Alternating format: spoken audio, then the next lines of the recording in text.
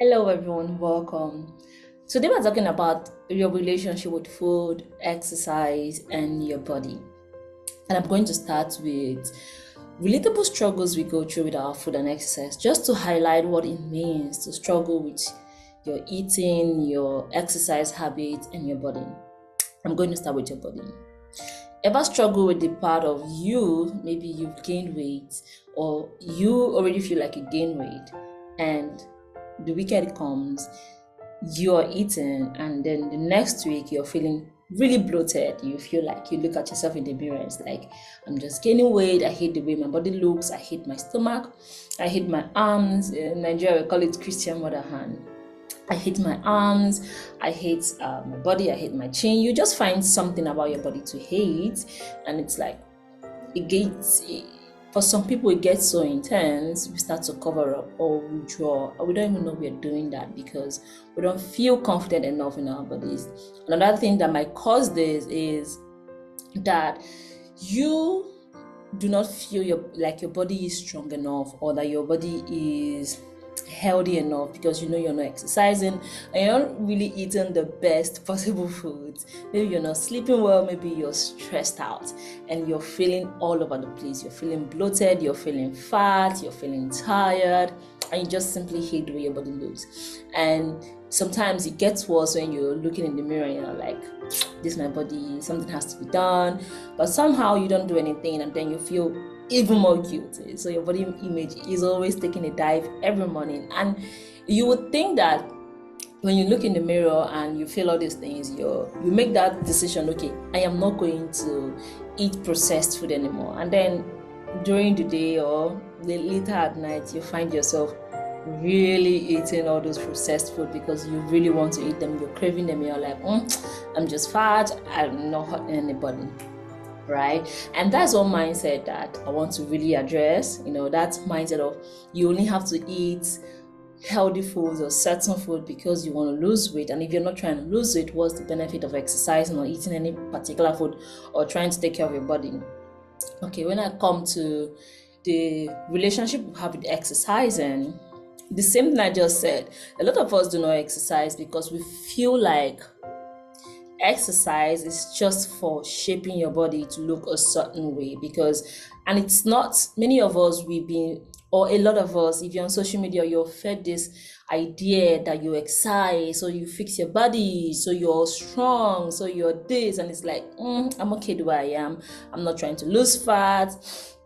I'm not trying to be strong, so I'm just going to do anything. And sometimes when we now dive into exercise and we do the hardest possible stuff because we want to just get it out of the way, it's like we relate with exercise as if exercise and it's just something you do to fix your body quickly so you can continue living your life. That is a very negative approach to exercise. And sometimes another toxic relationship, it's toxic, I would call it toxic. Another relationship would have the exercise might also look like not feeling like you're exercising enough, so you're always just pushing yourself to do even harder exercises, always just pushing yourself to do more. Even when you're tired, you're like, just pull yourself and just move and move.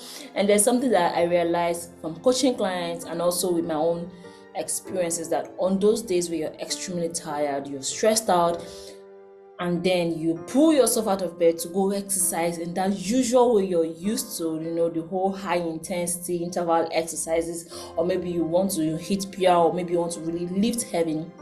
One of the worst decisions you can make is going into an exercise program feeling really tired, feeling really exhausted, feeling really stressed out, and trying to push yourself. Ever had that feeling? It's like a dread kind of feeling where you're like, this is too painful, this is too hard, this cannot be my exercise life, this cannot be the only way to be healthy. And it's really frustrating because you're not looking forward to exercising tomorrow, right?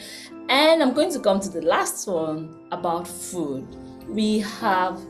A lot of us have developed an unhealthy relationship with food because of years of dieting, of years of consuming dieting information from different people, from different unqualified people, from different influencers, from peers, from family. from maybe a random person that has exercised their whole life, and maybe they're lean because they exercise and they're like, this is what works. I don't eat this, I don't eat this, I don't eat this. So when it comes to food, we have this food guilt, right? Where you're not eating a certain way, where you're not eating a certain way, where you maybe when you are enjoying a particular meal and you start to feel guilty because it's not the standard of the meal of a supposed healthy person. Maybe you want to lose weight, you've always wanted to lose weight. It's like it's there in your mind, like I want to lose weight, right? And you decide to cut out a particular meal. Okay, so you decide to cut out a particular meal, and it's like, you really crave this meal, you don't know what to do. Crave you because you've cut it out, and after a while you find yourself just eating this food day after day, and you might think, okay, I'm just going to eat it today and I'm not going to eat it anymore, and then tomorrow you find yourself eating it again, and then the next day. And the funny thing is that you're not even eating in small amounts, you're really eating in big amounts, right? And we have also have relationships with food. Oh, feel guilty for eating processed food, we cut it out. When we feel shame for eating food, when we feel fat after eating certain foods. And these three things work together: food, exercise, and your body. They all intertwine and affect each other. Maybe you don't exercise, so you start to feel fat, or maybe when you go to exercise, you start to feel sad. I cannot do this exercise, I cannot move that way. However, fitness is different for different people at different times. Even as women, our level of strength is different in different different phases of our cycles. So it's really interesting what your body can do if you understand what your body can do. And when you start to relate your body in a more intentional way, your body image improves regardless of your size, and that's one of the reasons I'm making these videos. So stay tuned. I'm a fitness and nutrition coach. I'm currently undergoing coaching and training to get my certification as a nutritionist. I'm a certified personal trainer, and I specialize in helping you heal your relationship with food, exercise, and your body. And the reason I do this is because at first I used to just train people on fat loss, give you certain meal plans and a program to do. But one of the problems I encountered is that, okay, yeah, it's easy to lose weight, it's easy to put someone on a calorie deficit and to get results, but them not having the knowledge and the education behind to sustain that results is where the problem is. And when I've started to find out that even personally for me, I had a disordered relationship with food, was the periods where exercising and food started to hurt me instead. It started to affect me mentally. On the days when I'm not able to exercise as I would want to, I find that I feel really guilty for being tired, for being stressed out, for not, I wouldn't eat enough because I'm trying to be really lean. And also, I would push myself to exercise. Having an unhealthy relationship with food, it looks different in different seasons. I was at a point in my life where I was really stressed out, but I was still really obsessed with what my body looks like, and I was eating as little as possible.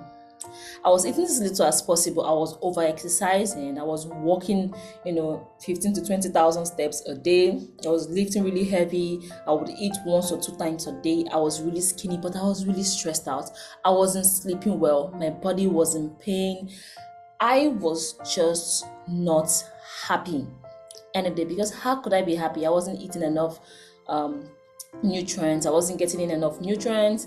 I wasn't getting in enough food for my body, for my cell to function properly. I wasn't getting enough sleep because I wasn't eating well. I was over exercising, so I was stressed out, so I couldn't sleep well. It's a cycle. It affects everything you do. So this is why it's really important. Even before you start to exercise, you have to address your food, your hydration, your sleep, your stress management, to be able to get your body ready to exercise. And that is why I am making this video, and we'll get right into it. So there are certain signs you have to know, and it looks different for everybody, what your relationship with food and exercise is. The first very obvious one, if you're the type that says, I am not an exercise person, so I don't exercise, it's too hard, it's too frustrating, then it's really important to know that you have a negative idea of what exercise is and how to exercise. Many a times we start to exercise with the hard things in mind. We just go into strength training without really checking in with ourselves and knowing if we are ready to get into fitness. And I really want to address this. Fitness and health, they are two different things, but they work hand in hand. Most of the time, we think fitness is health, and we think health is fitness. Health is simply checking your blood pressure, checking your heart rate, checking your breathing pattern, your sleep. That is to know if you're healthy, and if all those things are good, then we can now go into strength training and fitness, where you start to look at your movement, your stability, your mobility, your ability to do the little things without gassing out, your aerobic fitness. So you see, these two things, if one malfunctions, the other one could malfunction. They work hand in hand. So sometimes we ignore health and go straight into fitness, and we know we cannot keep up with fitness. So we'll come back to health, and then it's like, okay, we are not fit, and it's like we are going through and through, never really bringing them together to create a whole wellness. That is what wellness is. When you're healthy and you're fit and every other thing just comes into place, then you're well enough, you're happy enough, your quality of life is improved. That is why exercise and food are non-negotiables when it comes to self-care. So if you're really approaching self-care, you're not exercising, you're not nourishing your body right, you're not sleeping right, you're not hydrating, and your heart rate is constantly on the rise, so you're not managing stress, your wellness is on a balance. It's not on a balance, so it's shaky. So you have to address that first before we start talking about fitness. So common signs that you have an unhealthy relationship with food: you hate exercising, and then you're not eating well, you like a whole lot of sugar, you don't like vegetables. That approach, that mindset that vegetable is not fun and sugar is life, you already have a way of eating. Another thing is thinking you will have to eat only grains all the time. You're not a vegetarian, but you're really obsessed with eating healthy, and you feel like if you're not eating healthy in this way, and your body is messed up. So a lot of times I've seen people that feel really guilty when they eat processed food, then they start to think, okay, once I eat this food now, it's unhealthy. Morals, like we connect our morals to food, and we start to think, okay, I have to eat this way. If not, I'm bad. If not, I'm shameful. Another thing is not being able to balance exercise. Sometimes we over exercise. Some people over exercise, and that is an unhealthy relationship with exercise, especially when you know it's stressing you out, it's killing you, you're in pain, but you're pushing through the pain. One sad thing I see all the time when I go to the gym is a lot of people are on knee bands, on ab belts, on a lot of bands, because they're lifting 100 kgs and 200 kg, and that defeats the purpose of exercise. If you're not able to move, if you are not able to move well, you don't have to put a weight on it. If you have pain on your knees when you're moving, adding extra weight on it, it's making your body worse.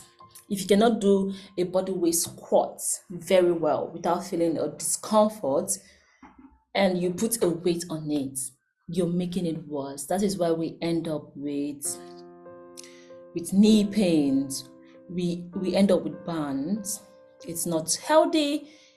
It's going to make you hate exercising later, because when you get to the point where you're not able to move well, you're constantly in pain, exercise is going to feel like a horrible sport. So you start with simple movements. And I said first, you start with your health. Make sure your health is in order. When you start to drink water, eat nourishing foods, do gentle movements, you're sleeping well, then you can now start with strength training. And before you go into strength training, you have to check your mobility, your stability, you're able to balance. Your stability is your ability to balance. Maybe you start balance on one foot, balance on another foot. Then you can do a squat, and then you look at your squat. I know it seems like, oh, it's a lot, but if you go through this process, you're more likely to sustain your lifetime of exercise, and you're more likely to enjoy it because you start to see tangible results on exercise. You start to enjoy the quality of your life, and it translates to coming back to exercise more often. And because you're coming back to more exercise more often, either you want to lose weight, either you want to gain weight, whatever, it's going to start to show itself, say 2-3 months down the line. So is anybody telling you you're going to lose weight in 2 days without going to the gym is not healthy. That is an unhealthy approach to food, and it could lead to a disordered way of eating, right? And many people struggle with this. Many people struggle with the fear of eating because they're scared of gaining weight. Some people have restricted and lost weight.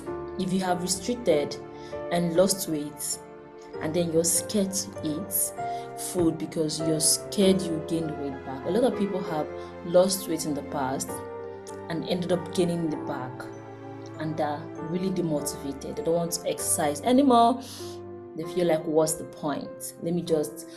I get this a lot. Let me just give birth. When I'm done giving birth, and then I can start to exercise. But there are wonders of exercise that goes beyond your body composition. And actually, it is really important to make peace with exercise and learn to move your body before you can start to build body composition. And I know when I say this, it starts to feel like it's going to take a long time to get my result. But it's going to take a long time to help you build the foundations first, get the education you need to get to where you want to. Because we hear this information, when I hear people talk about exercise and say, exercise is not for me anymore, I'm going to the gym, I'm going to die, or I'm like, I'm doing this exercise, is hard, we die on top. They say, using those negative emotions to talk about exercise, and you would never enjoy it. I've had a client once tell me, people say exercise makes you feel good, but I've never felt good exercising, and I can really relate, because just today I was exercising. I had not eaten, right? Okay, I'd eaten just once today. So I was doing a strength training exercise, really serious leg lower body workouts, and I started to feel a sort of way. I started to feel really tired. I started to shake a lot. I started to feel dizzy, almost nauseous, right? And I was thinking about it. Why am I feeling this way? The old me would have started questioning my existence. I used to say, okay, is this how I'm going to exercise for the rest of my life? Exercising is too hard, it's not worth it, I'm not looking forward to tomorrow. And being a fitness trainer, it was personal for me, because I felt like, if I don't enjoy exercising, how will I keep up with this work, right? And it's part of the things that people go through. I have a lot of clients that are like, okay, I don't enjoy exercise one bit, what are we going to do about it? But if you understand the meaning behind the exercising you're doing, if you understand the meaning behind the movement, why you have to move, it has to be personal for you. And that is why when people say, what is your why? That is your why. It has to be personal. If it's not personal to you, you're just doing random exercises because that model looks good. So let me do this exercise because YouTube recommended it and the person doing it looks good, and it's like, okay, let's do it because my body is going to become that way. And we forget the wonders of exercise, and other than what your body looks like, the quality of life. And as you age, you start to appreciate the quality of life, the joy movement brings. Movement automatically changes your mood. If you are just right now, as I'm talking about this, and you're feeling really tired, really frustrated, really sad, you're thinking about your existence, just go outside on a walk and allow fresh air. Just go on a walk. you will start to see that your perspective about the same problem you had being indoors with the walls around you is going to change. You're going to start to feel like there's hope, there's possibility, because movement changes the way you think. It changes your thought pattern, and it's amazing it does that. And there's so many other beautiful things that movement does. It strengthens you, it makes you stronger, and from strength comes energy, and the more you move, the more energy you have, right? But it takes you moving well so you can move often, and that is not what we're talking about here. All right, so now, how do you do to heal all this relationship with food? What do you do to heal your relationship with your body, exercise, and your food? To heal a body image takes time. To heal your relationship with exercise takes time. To heal your relationship with food takes time. Just like with other healing, it takes time. It takes allowing yourself to eat those foods you've demonized and said, this food is not for me, it is wrong, it's guilty, or dropping those speech you use when it comes to food. Okay, I'm eating this one now. It's cheat day, or saying, oh, after eating this one now today, I'm going to start watching my weight. Or every time you eat, you want to take an ice cream, you have to explain yourself why, I deserve this, I've dieted for a long time. If you want to take your ice cream, take your ice cream. If you want to eat your pizza, eat your pizza. If you want to eat it, eat it. But the truth, the thing is, it boils down to, how do you really want to feel? Say you're coming of age and your body is not processing food as fast as when you were younger, not because of your old age, because seasons has changed for you. Maybe you're not moving as much, you're not as active, you're not as, how you were when you were younger. So it's gonna take time to adjust to the new taste of things. It's gonna take time to change your mindset. It's gonna take time to start to enjoy less sweet foods. Vegetables are yummy, but you would not know until you give yourself enough time frequently eating vegetables to allow your taste buds adjust again to vegetables. Because if you're always eating highly palatable food, your taste bud is not going to love it's not going to like vegetables, because it's not as spicy or as palatable or as really processed as the foods your taste bud is used to. And it's just the science behind it. It's not because you're the sugar person, it's just because you're not used to eating this kind of food. Your taste buds is like, this is not sweet, right? So it's gonna take time. You have to accept that it's gonna take more time. You're going to have days where you're like, I'm just going to go back to eating the way I was. I'm just going to go back to not exercising. Some days you do not want to move, right? What it does to you when you start to heal is that on the days you do not want to move, you can just gently forgive yourself for feeling that way and not feel bad for feeling that way and then remain that way. Just going to be like, I'm human, it's okay to feel this way, and allow your feelings, allow you go take a walk. Don't try to force it and be like, oh, I'm still going to do those really hard ones and push myself just, to feel like, we are doing things. You're just going to allow yourself, take your time, go out, go on a gentle walk. And on the days you're really feeling it, maybe you've set your target of 2 times a week, I'm going to do strength training. Start with where you are.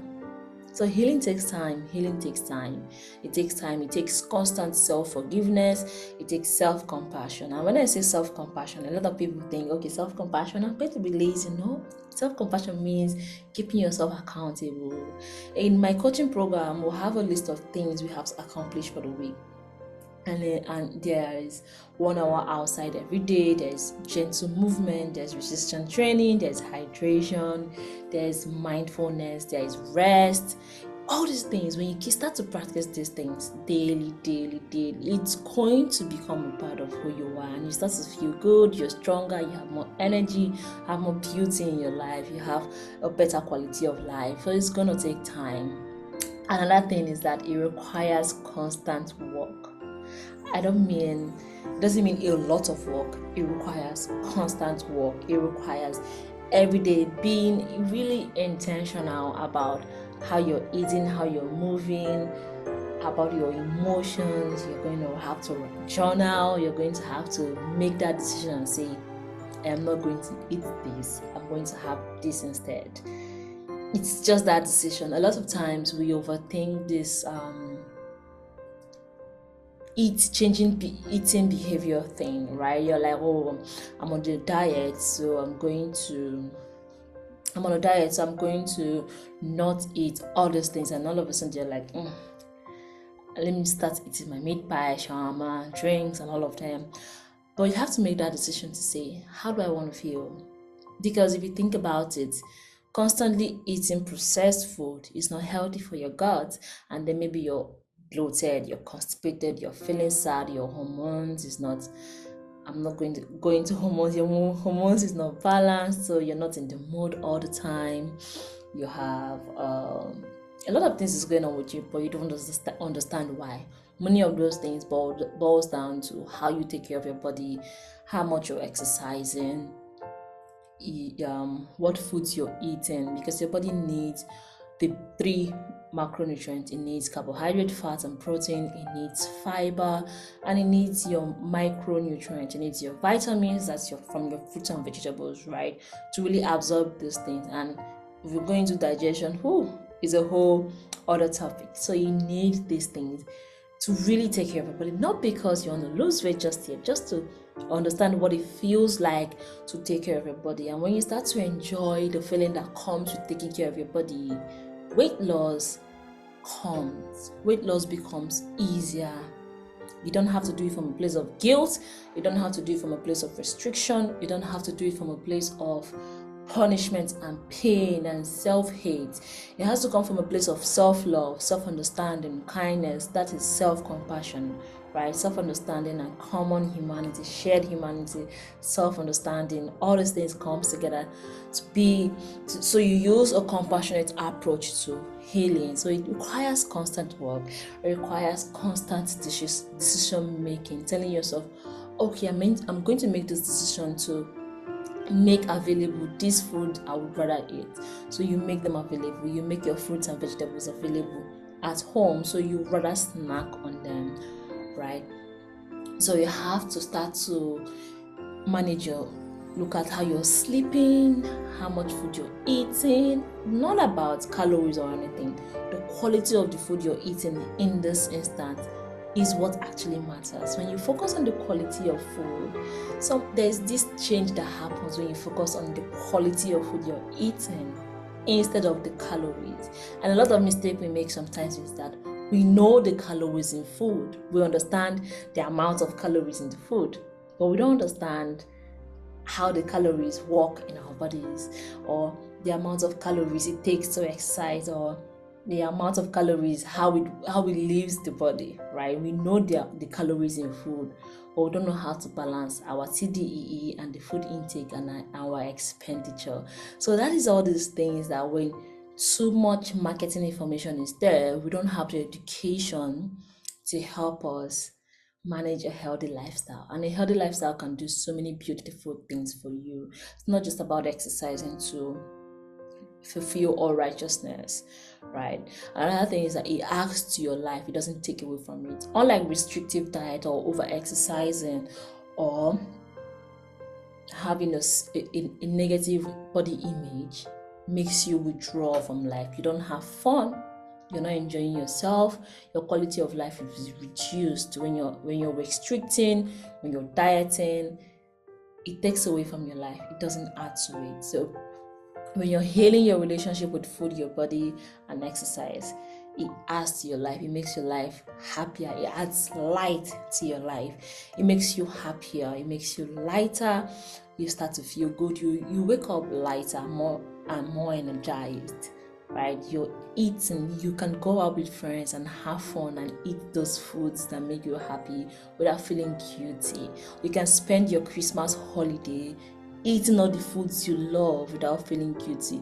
You can approach Christmas without feeling like you have to starve yourself, so you can spend 2 weeks with your aunties and your uncles without feeling like I'm the fat one, right? So yeah, so you have to learn to it takes healing to enjoy it as your life. It brings more glimmer to your life. It brings more glimmer to your life. It doesn't take your life. It makes your life better. It makes you feel better. It makes you feel better about your body, regardless of the size. This is not even a matter of size or shape or body weight. It's just you feeling good regardless of the size you're in. Right? And it allows for bad days. It allows you to have bad days. You're going to have days where you sit down and eat because your old habits wants to come to life. However, it allows for bad days. That is the part of self-compassion. This is the place for self-compassion. You forgive yourself and just get back to eating your regular food. You don't now go ahead to start restricting because you feel like I've wronged myself, I've wronged my generation, so I feel bad. I'm not going to eat for the next 2 weeks. I'm going to cut out all carbs. No. So healing your relationship with food supports you with finding joy, play, and rest. When you start to heal your relationship with food, it's not going to be all that, when it comes to exercise, I'm going to be serious, mean. There's no place for play. Healing your relationship with food sometimes requires you not exercising and just go out and play.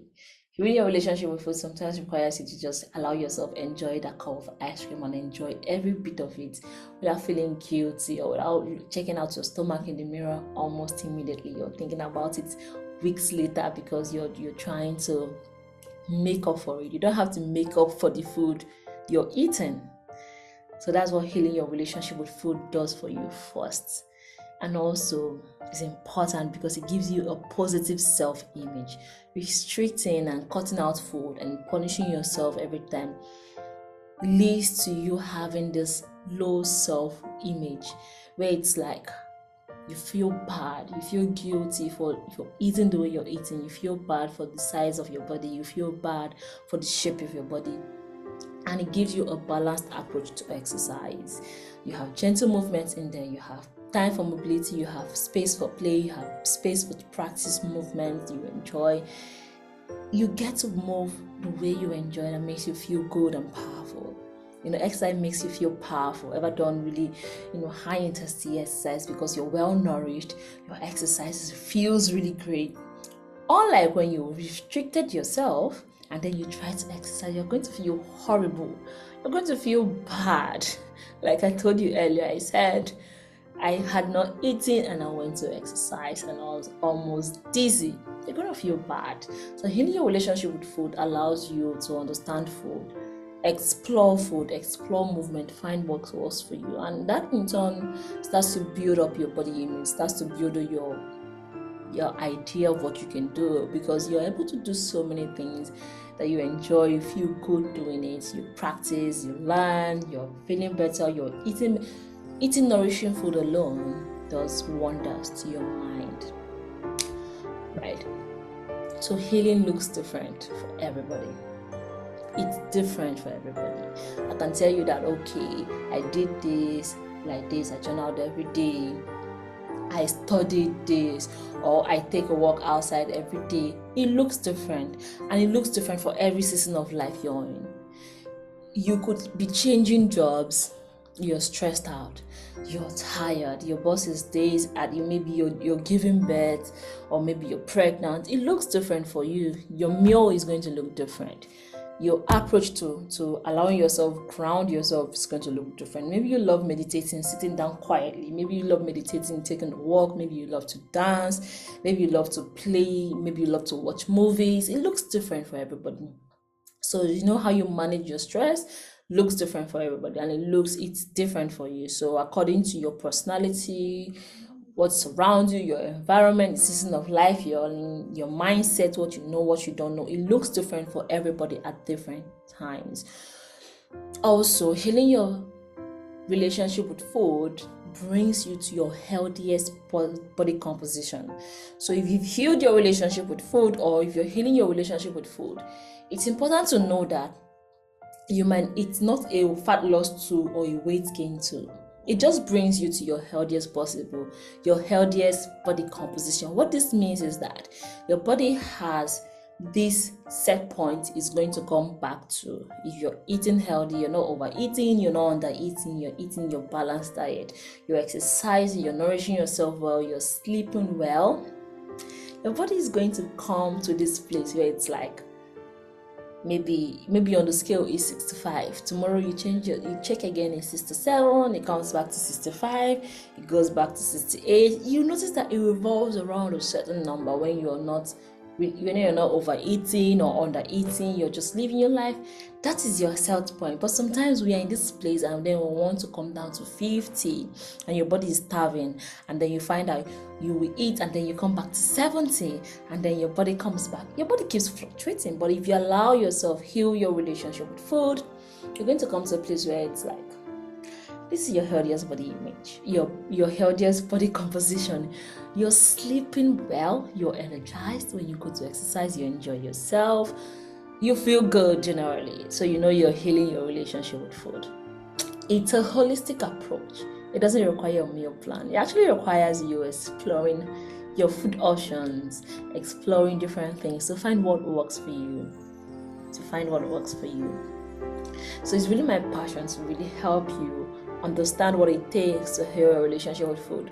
For a long time, I've coached people on fat loss, on strength training, like do this to lose fat, be in a calorie deficit, all of those things. To lose fat, you have to be in a calorie deficit. However, one of the reasons you're not able to lose fat yet is because of the disordered way of eating. Maybe you binge sometimes, on the weekends you eat until you're really full, and then you start to restrict again, critically restrict to a point where it's like you're always so hungry, but you're proud to be hungry. Or you start to take a pill, detoxes and fat blockers. And there is a science behind why fat blockers work or carb blockers work. There are some things you take, your stomach would not really digest those or absorb the fat, and then you pull it out, but it's not healthy for your gut. It causes constipation, it causes diarrhea, it causes bloating according to how your body reacts to it. So it's really important to not take pills. It's really important not to take detoxes, because fibers in your food helps clean your colon, so you don't need those things. Right, so it's really my passion to really educate people on healing your relationship with food and transform your body image. Because if you're going through this route of restricting diets, detoxes, it's going to affect how you see your body and how you feel your body. And when your body image suffers, your approach to life suffers. Right, so it's really important to remember to be kind to yourself. Forgive yourself for the times you go back to your previous habits, and just get back to taking care of yourself, looking for the joys and glimmers in your life and the beautiful things you can look out to. I have a course on nutrition where you can learn more about food, what foods you can eat, what they do to your body, how it nourishes your body, and how you can apply it in your life, your day-to-day living, to start to feel to start to feel healthier, to start to feel better. So it's not about dieting anymore, it's about nourishing your body. And when you start to nourish your body, you see that your urge to eat those processed food starts to melt away. I was studying something about behavioral change when it comes to food. And this professor was really talking about it. I'm just going to look for it. He was talking about different levels of changing how we eat, what we eat, and he was talking about the first place. I think if I don't find it, I'm gonna make a special video on it just to find it. And it was a really interesting find. Just to help you understand the process it takes. It's going to be hard at first. At first, you will not have the knowledge of what to do when it comes to your relationship with food. You will not have the knowledge. But then you get the knowledge. But another thing is, you have to now apply the knowledge. So when you start to apply the knowledge, start to practice, before you know it, because you're practicing it, you become this knowledge you've learned, right? So he called it unconscious incompetence. Then now you're competent. Then with practice, you become consciously competent.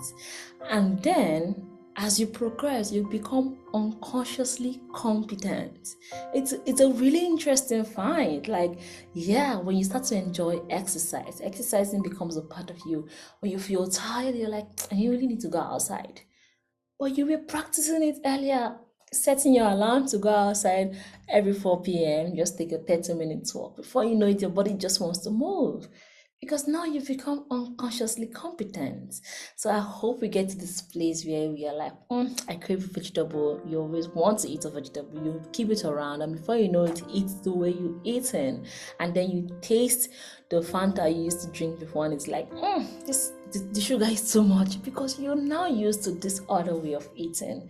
So I'm just trying to tell you that it takes time to heal, but with the knowledge you have now, you've become competent, and now let's walk towards becoming consciously competent, and then we get to this place where it's our lifestyle, and then we become unconsciously competent. And if at any time you need help with healing your relationship with food, building a healthy relationship with food, your body, and exercise, I'm always happy to have a chat. You can send me a message on Instagram at Change Movement. You can send me a message by clicking the link you'll find anywhere you see this video is going to be donated. If you're watching this on my website, that's awesome too. And thank you for engaging. If you got to this end, that is nice. That is nice. Just send me a message, relationship with food, and I'm always happy to chat. And have a nice day.